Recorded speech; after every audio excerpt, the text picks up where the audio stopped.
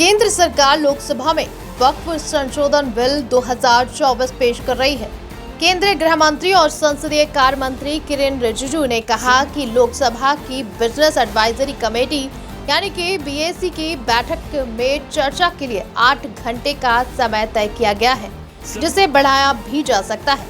इससे पहले बिल को पिछले साल अगस्त में लोकसभा में पेश किया गया था, लेकिन भारी विरोध के बाद इसे संयुक्त संसदीय कमेटी को भेज दिया गया, जिसमें अलग अलग दलों के तकरीबन 31 सांसद थे। दरअसल केंद्र सरकार दशकों पुराने वक्फ कानून को बदलना चाहती है। दलील ये है कि नया बिल वक्फ की संपत्तियों के बेहतर इस्तेमाल के लिए है। वहीं विरोध करने वालों का कहना है कि सरकार बिल में बदलाव के बहाने वक्फ की संपत्तियों पर कब्जा करना चाहती है। ऐसे में इस रिपोर्ट में जानिए वक्फ और वक्फ बोर्ड, वक्फ की संपत्तियों और इस नए बिल पर चल रही चर्चाओं के बारे में हर वो बड़ी बात। वक्फ संशोधन बिल 2024 को केंद्रीय अल्पसंख्यक कार्य मंत्री किरेन रिजिजू ने पिछले साल अगस्त में लोकसभा में पेश करते हुए इसकी खूबियां गिनाई थी। किरेन रिजिजू ने संसद में कहा था कि इस बिल के आने से किसी की भी धार्मिक आजादी में हस्तक्षेप नहीं होगा।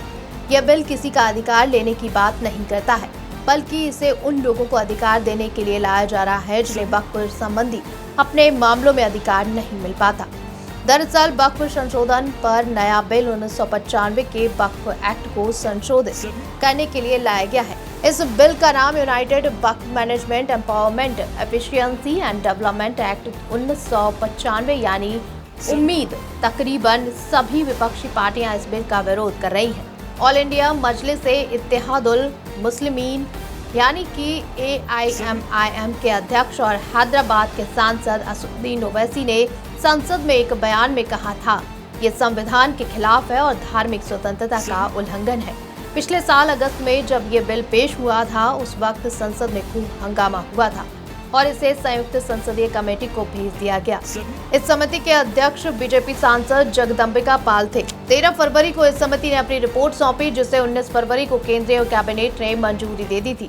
हालांकि समिति में शामिल विपक्षी सांसदों ने आरोप लगाया कि उन्हें सुझाए बदलावों को खारिज कर दिया गया है।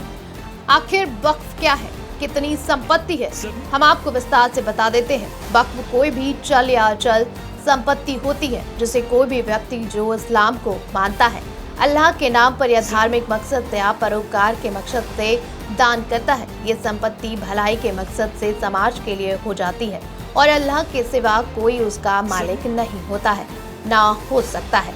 वक्फ वेलफेयर फोरम के चेयरमैन जावेद अहमद कहते हैं, वक्फ एक अरबी शब्द है जिसके मायने होते हैं ठहरना। जब कोई संपत्ति अल्लाह के नाम से वक्फ कर दी जाती है तो वो हमेशा हमेशा के लिए अल्लाह के नाम पर हो जाती है, फिर उसमें कोई बदलाव नहीं हो सकता। भारत के सुप्रीम कोर्ट ने भी जनवरी 1998 में दिए अपने एक फैसले में कहा था कि एक बार जो संपत्ति वक्फ की हो जाती है वो हमेशा वक्फ की ही रहती है। वक्फ संपत्ति की खरीद फरोख्त नहीं की जा सकती और न ही इन्हें किसी को हस्तांतरित किया जा सकता है। अल्पसंख्यक मामलों के मंत्रालय की तरफ से जारी आंकड़ों के मुताबिक वक्फ बोर्ड के पास अभी पूरे भारत में लगभग 8.7 लाख संपत्तियां हैं, जो करीब 9.4 लाख एकड़ जमीन में फैली हुई है। इनकी कुल कीमत लगभग 1.2 लाख करोड़ रुपए बताई जा रही है। दुनिया में भारत के पास सबसे ज्यादा वक्फ संपत्तियां हैं। भारत में सेना और रेलवे के बाद सबसे ज्यादा जमीन वक्फ बोर्ड के पास ही है। तो वहीं अगर बात की जाए कि आखिर नए बिल में किन प्रावधानों पर विवाद है, तो हम आपको विस्तार से बता देते हैं। पिछले करीब 2 सालों में देश के अलग अलग उच्च न्यायालयों में वक्फ से जुड़ी करीब 120 याचिकाएं दायर की गई थी, जिसके बाद इस कानून में संशोधन प्रस्तावित किए गए हैं। अदालत में दी गई अर्जियों में वक्फ कानून की वैधता को इस आधार पर चुनौती दी गई थी कि जैन, सिख और अन्य अल्पसंख्यकों के समेत दूसरे धर्मों में ऐसे कानून लागू नहीं होते। नए बिल के प्रावधान के अनुसार वही व्यक्ति दान कर सकता है जिसने लगातार 5 साल तक मुसलमान धर्म का पालन किया हो, यानी मुस्लिम हो और दान की जा रही संपत्ति का मालिकाना हक रखता हो।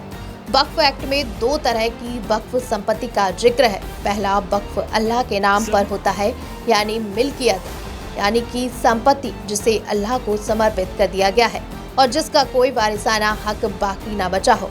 दूसरा वक्फ वक्फ अलल औलाद यानी ऐसी वक्फ संपत्ति जिसकी देख रेख वारिस करेंगे। एक दूसरे प्रकार के वक्फ में नए बिल में प्रावधान किया गया है कि उसमें महिलाओं के विरासत का अधिकार खत्म नहीं होना चाहिए। ऐसी दान की हुई संपत्ति एक बार सरकार के खाते में आ गई तो जिले का कलेक्टर उसे विधवा महिलाओं या बिना माँ बाप के बच्चों के कल्याण में इस्तेमाल कर सकेगा। अब आगे क्या होने वाला है इस वक्फ संशोधन बिल में, ये तो खैर पता ही चल जाना है। Bureau report, TNP news.